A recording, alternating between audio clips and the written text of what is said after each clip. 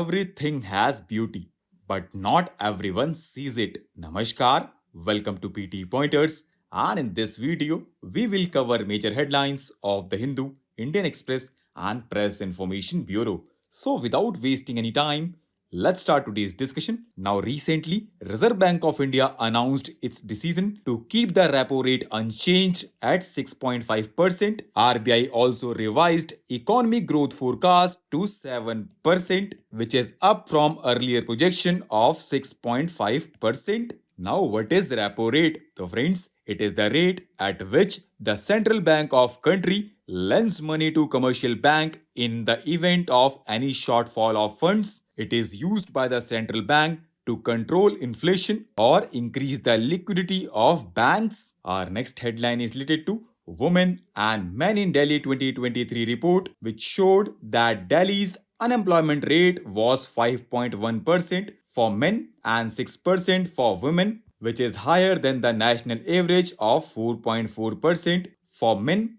and 3.3% for women. And this report defines an unemployed person as one who wants to work but is not doing so, even though they are available for employment and actively seeking work. And do you know, friends, Delhi's sex ratio was 868 as per 2011 census, while national average was 943.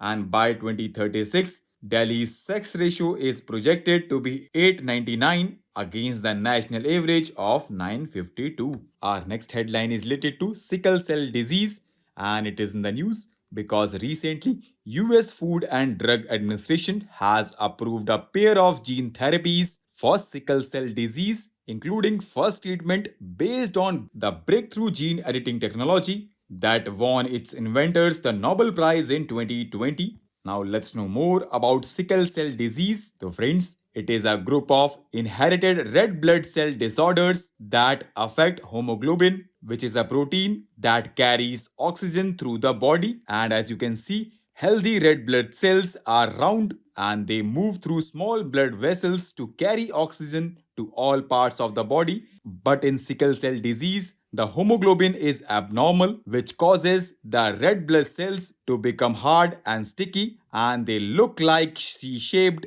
farm tool called a sickle. And these sickled red blood cells don't bend or move easily and can block blood flow to the rest of the body. And blocked blood flow through the body can lead to serious problems, including stroke, eye problems, infections, and episodes of pain called pain crisis. Now, recently, Reserve Bank of India raised the UPI payment limits to 5 lakh from earlier 1 lakh, and it will allow consumers to make higher UPI payments for education as well as medical purposes. And RBI proposed to hike e-mandate for recurring payments to 1 lakh from current 15,000 for mutual funds, insurance premiums, and credit card payments.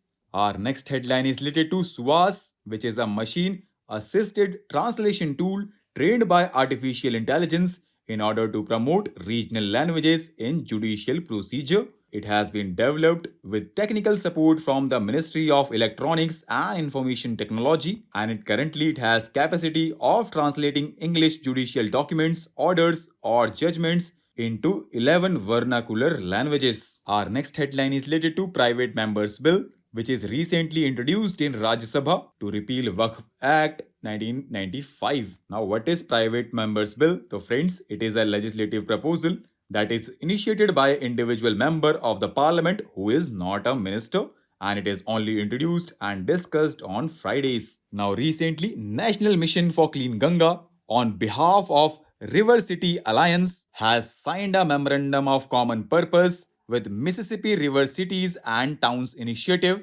which represents 124 cities or towns situated along the banks of the Mississippi River, which is in United States. And do you know, friends, current River Cities Alliance has now expanded its membership to 67 global river cities, including India, USA, and Denmark. Now, recently, Union Cabinet has approved an additional allocation of 2,500 crore for continuation of interest equalization scheme till June 2024. The scheme shall be implemented by Reserve Bank of India through various public and non-public sector banks who provide pre and post shipment credit to the exporters. This scheme is jointly monitored by Director General of Foreign Trade and RBI, and this scheme was started in April 2015, and currently it provides an interest equalization benefit at the rate of 2% on pre and post shipment rupee export credit to merchant and manufacturer exporters of 410 identified tariff lines at 4-digit level and 3% to MSME manufacturer exporters. The scheme has now been made fund limited and benefit to individual exporters, and it has been capped at rupees 10 crore per annum per import export code. Our next headline is related to tabletop exercise, and it is in the news because recently Indian Army conducted a tabletop exercise for the women officers of Association of Southeast Asian Nations in New Delhi. It is a follow-up exercise of ongoing joint military training between India and ASEAN member states.